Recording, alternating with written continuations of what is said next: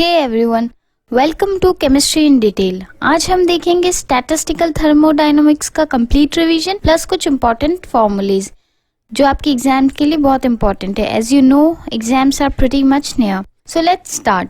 देखिए, थर्मोडायनामिक्स तो हम अपने जूनियर क्लासेस से पढ़ते आ रहे हैं, पर जो थर्मोडायनामिक्स हम पढ़ते हैं वो क्लासिकल थर्मो है जो मैक्रोस्कोपिक लेवल पे डील करती है, बट स्टैटिस्टिकल माइक्रोस्कोपिक लेवल पे डील करती है with individual atoms and molecules.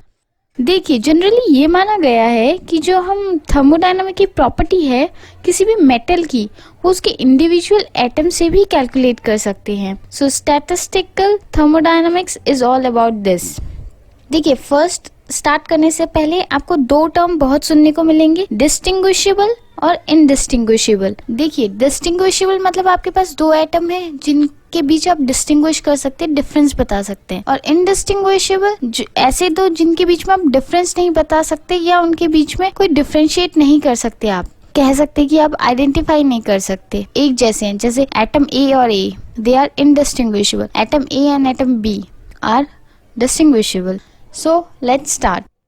First हम देखेंगे हाउ टू फाइंड माइक्रोस्टेट या नंबर ऑफ अरेंजमेंट। जो फर्स्ट केस है वो है डिस्टिंग्विशेबल विदाउट रिस्ट्रिक्शन, मतलब डिस्टिंग्विशेबल पार्टिकल है आपके पास और आपको कोई रिस्ट्रिक्शन नहीं है। सपोज आपके पास दो एनर्जी लेवल है, तो आप एक एनर्जी लेवल में दोनों एटम्स को फिल कर सकते हैं, कोई रिस्ट्रिक्शन नहीं है। तो उसके लिए फॉर्मूला होता है state to the power particle. State को हम कैपिटल एम से डिनोट करते हैं और नंबर ऑफ पार्टिकल्स को हम एन से डिनोट करते हैं, और W हमारा माइक्रोस्टेट है। नेक्स्ट है distinguishable with restriction. With restriction मतलब कि आपके पास सपोज दो एनर्जी लेवल है और आप पे रिस्ट्रिक्शन लगा दी कि आप एक एनर्जी लेवल में सिर्फ एक ही एटम को फिल कर सकते हैं। इसका फॉर्मूला होता है परम्यूटेशन का m factorial divided by m minus n factorial. Again m आपका स्टेट है और n नंबर ऑफ पार्टिकल है। The third one is distinguishable if occupation number given.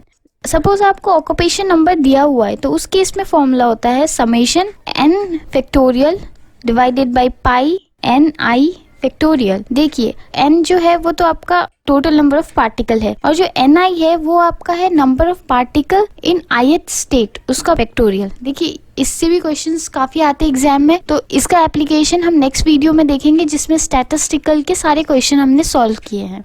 Next है डिस्टिंग्विशेबल इफ डीजेनरेसी, मतलब डिस्टिंग्विशेबल है और आपको डीजेनरेसी दी हुई है, उस केस में आप फॉर्मूला यूज करेंगे W is equal to n factorial pi GI to the power ni divided by ni factorial. देखिए, जो पाई है, जैसे समेशन आपका एडिशन होता है वैसे पाई आपका इन टोटल मल्टीप्लाई होती है। n तो आपका टोटल नंबर ऑफ पार्टिकल्स हो गए जो भी आपके सिस्टम में है, और GI आपकी उस ith लेवल की डीजेनरेसी हो गई, और उसी ith लेवल में कितने नंबर ऑफ पार्टिकल प्रेजेंट है वो आपका ni हो गया। इसे हम मैक्सवेल बोल्टजमैन स्टैटिस्टिक्स भी कहते हैं।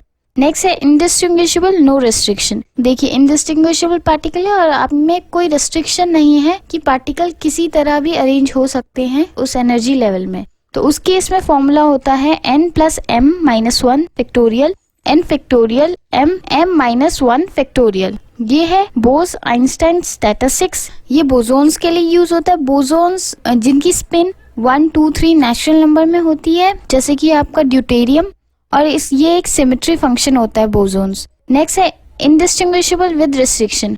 इसका फॉर्मूला होता है m factorial divided by n factorial m minus n factorial. इसे फर्मी डिराक स्टैटिस्टिक्स भी कहते हैं। ये फर्मियंस के लिए फॉर्मूला यूज होता है। अगर आपको कहा गया है कि आपके पास फर्मियंस है तो उस केस में आप ये फॉर्मूला यूज करेंगे। फर्मियंस वो होते हैं जिनकी स्पिन फ्रैक्शन में होती है 1/2, 3/2, 5/2, और ये एक एंटी सिमेट्रिक फंक्शन होता है। सो नेक्स्ट हम देखेंगे इंसेम्बल हाइपोथेसिस। देखिए, जैसे आपका क्लासिकल थर्मोडायनामिक्स में आइसोलेटेड सिस्टम, ओपन सिस्टम और क्लोज सिस्टम था, उसी तरीके से स्टैटिस्टिकल थर्मोडायनामिक्स में भी माइक्रो कैनोनिकल, कैनोनिकल और ग्रैंड कैनोनिकल सिस्टम होते हैं। जैसे जो माइक्रो कैनोनिकल है वो आइसोलेटेड सिस्टम है, कैनोनिकल क्लोज सिस्टम है, ग्रैंड कैनोनिकल ओपन सिस्टम है। अब देखिए, इसमें इम्पॉर्टेंट चीज ये है कि ये एग्जाम में आ चुका है, आपसे पूछेगा कि कैनोनिकल या फिर माइक्रो कैनोनिकल या ग्रैंड कैनोनिकल में कौन से टर्म हैं जो कांस्टेंट रहते हैं। तो ये गेट और नेट दोनों में आ चुका है। तो फर्स्ट है माइक्रो कैनोनिकल, जो कि आइसोलेटेड सिस्टम है। उसमें NVE कांस्टेंट होते हैं। N होता है आपका नंबर ऑफ मॉलिक्यूल, V है आपका वॉल्यूम, E है आपकी एनर्जी। ये तीनों टर्म कांस्टेंट होते हैं माइक्रो कैनोनिकल में। दूसरा है कैनोनिकल, जो क्लोज सिस्टम की तरह होता है। इसमें NVT कांस्टेंट होता है। N होता है आपका नंबर ऑफ मॉलिक्यूल, V होता है आपका वॉल्यूम, T होता है आपका टेम्परेचर। ये तीनों टर्म कांस्टेंट है। नेक्स्ट है आपका ग्रैंड कैनोनिकल। ग्रैंड कैनोनिकल में म्यू वी टी कांस्टेंट है। म्यू होता है आपका केमिकल पोटेंशियल, वी होता है आपका वॉल्यूम, टी होता है आपका टेम्परेचर। नेक्स्ट देखेंगे हम, अगर हमें किसी भी स्टेट की प्रोबेबिलिटी निकालनी है कि कितनी प्रोबेबिलिटी है कि ith स्टेट में पार्टिकल प्रेजेंट होंगे, तो उसके लिए फॉर्मूला होता है Pi is equal to E to the power minus EI by KT divided by Q। देखिए EI आपकी, जिसकी आप प्रोबेबिलिटी निकाल रहे हैं जिस स्टेट की, उसकी एनर्जी है, और जो Q है आपका वो पार्टीशन फंक्शन होता है। वैसे इसे हम कर्ली कहते हैं, जो Q की तरह दिख रहा है। तो पार्टीशन फंक्शन का फॉर्मूला होता है Q is equal to summation E to the power minus EI divided by KT। Summation मतलब जितनी भी एनर्जी है उनका एक्सपोनेंशियल को आप ऐड कर देंगे, जितने भी लेवल गिवन है आपको डीजेनरेसी दी हुई है तो डीजेनरेसी इसमें ऐड हो जाएगी। जो फॉर्मूला हो जाएगा वो होगा समेशन GI उस ith लेवल की degeneracy E to the power minus EI divided by KT। इसकी कोई यूनिट नहीं होती, और ये क्वेश्चन दिसंबर 2019 में आया हुआ है। अब जब टेम्परेचर हम 0 ले लें, उस केस में जो पार्टीशन फंक्शन होता है वो ग्राउंड स्टेट की डीजेनरेसी के इक्वल हो जाता है। इसका मतलब ये है कि सिर्फ उस टाइम पे जब लो टेम्परेचर होता है तो सिर्फ ग्राउंड स्टेट ही एसेसिबल होता है, मतलब सिर्फ आप ग्राउंड स्टेट को ही एसेस कर सकते हैं। और जो हाई टेम्परेचर होता है, मतलब इन्फिनाइट टेम्परेचर, उसमें जो पार्टीशन फंक्शन होता है वो इक्वल होता है समेशन ऑफ GI, सारे स्टेट की डीजेनरेसी का सम होता है उस टाइम पे पार्टीशन फंक्शन। इसका मतलब ये होता है कि ऑल स्टेट आर एसेसिबल, मतलब आप सारे स्टेट को एसेस कर सकते हैं। देखिए अब इसमें क्या है कि सपोज अगर टेम्परेचर ज्यादा है, टेम्परेचर इंक्रीज कर रहा है, तो पार्टिकल एक्साइट होके बाकी स्टेट में भी जाएंगे, जिसके वजह से वो सारे भी एसेसिबल हो सकते हैं। तो आप इस सेंस में से देख सकते हैं। नेक्स्ट है partition function of distinguishable particle. इस केस में f जो फंक्शन है वो इक्वल होता है Q to the power n। जो पार्टीशन फंक्शन है ऑफ इनडिस्टिंग्विशेबल पार्टिकल वो होता है f is equal to Q to the power n divided by m factorial. देखिए अब है नेक्स्ट एनर्जी। अगर आपको टोटल एनर्जी चाहिए तो आप क्या करोगे, E electrical plus E vibrational plus E rotational plus E translational. लेकिन जो Q है, जो हमारा पार्टीशन फंक्शन है, वो एडिटिव टर्म नहीं, वो मल्टीप्लिकेटिव टर्म है। आप अगर किसी की एनर्जी, किसी स्टेट की एनर्जी प्लस कर रहे हो तो उसका जो पार्टीशन फंक्शन है वो मल्टीप्लाई हो जाएगा। जैसे अगर आपको Q टोटल निकालना है तो उसका फॉर्मूला होगा Q electronic into Q vibrational into Q rotational into Q translational. Next हम देखेंगे thermodynamic function for distinguishable particle in term of partition function. देखिए ये सारी जो टर्म है, internal energy, entropy, Helmholtz, Gibbs, enthalpy, ये सब डिराइव करके निकाले जाते हैं।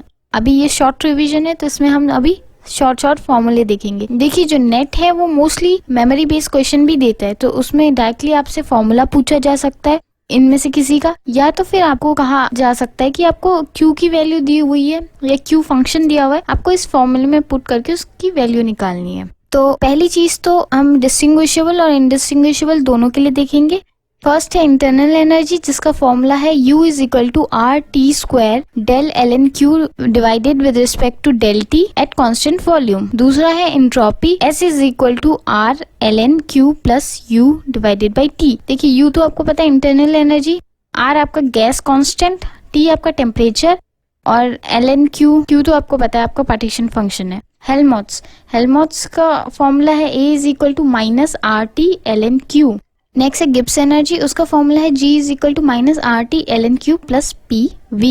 नेक्स्ट है इंथैल्पी का फॉर्मूला होता है H is equal to RT² del ln Q divided with respect to del T at constant volume plus PV। P आपका प्रेशर है, V आपका वॉल्यूम है।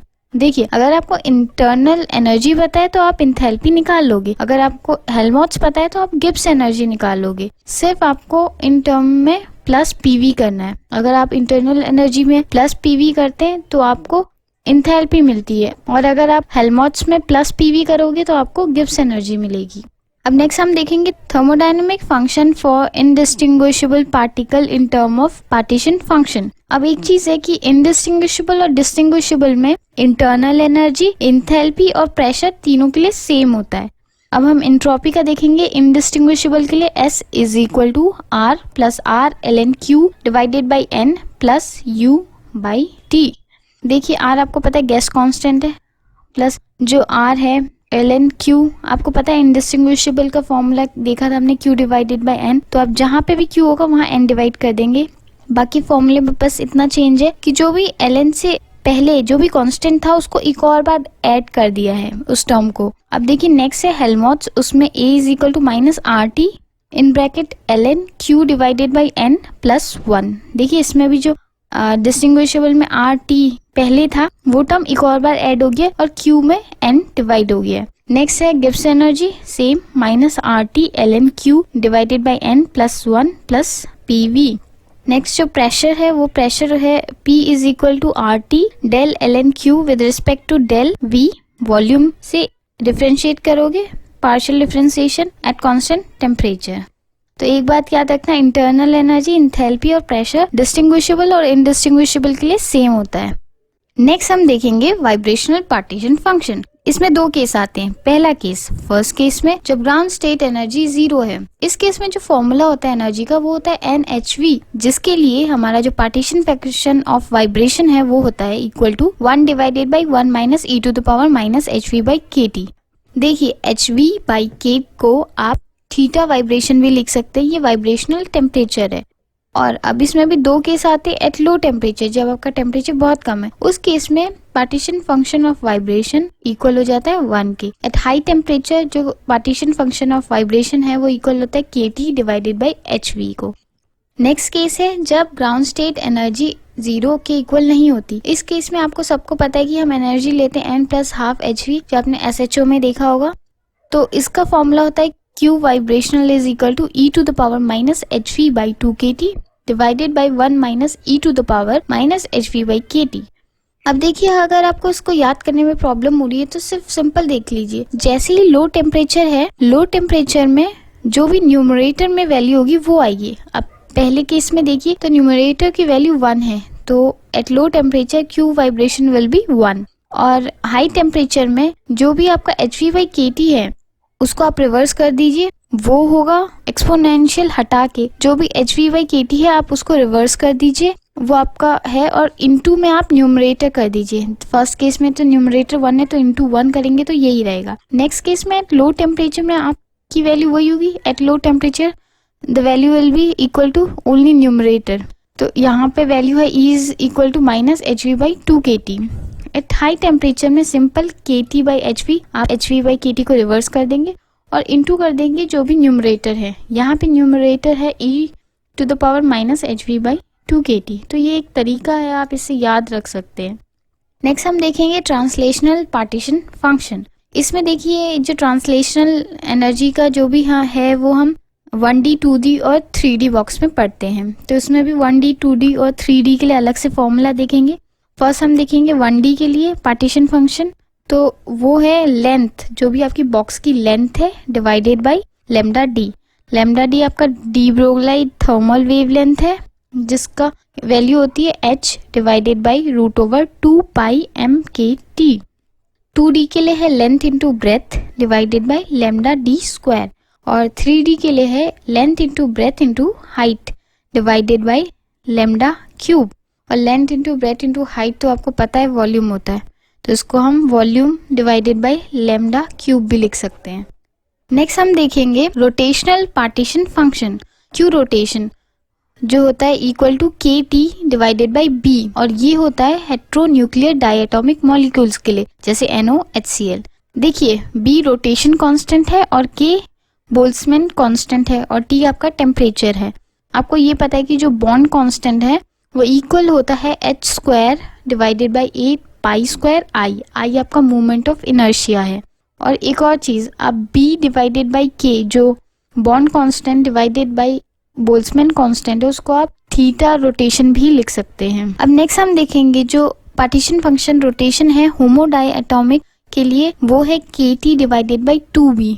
अगेन आपका K बोल्ट्जमैन कांस्टेंट, B आपका रोटेशन कांस्टेंट और T आपका temperature. देखिए अब इसमें क्या है कि हेट्रो और होमो में इतना डिफरेंस क्यों आ रहा है, क्योंकि इसका जो जनरल फॉर्मूला होता है वो होता है Q rotation is equal to KT divided by sigma B। अब सिग्मा आपका होता है सिमेट्री नंबर। ये देखिए, ये होमो के लिए तो 2 होता है, हेट्रो के लिए 1 होता है।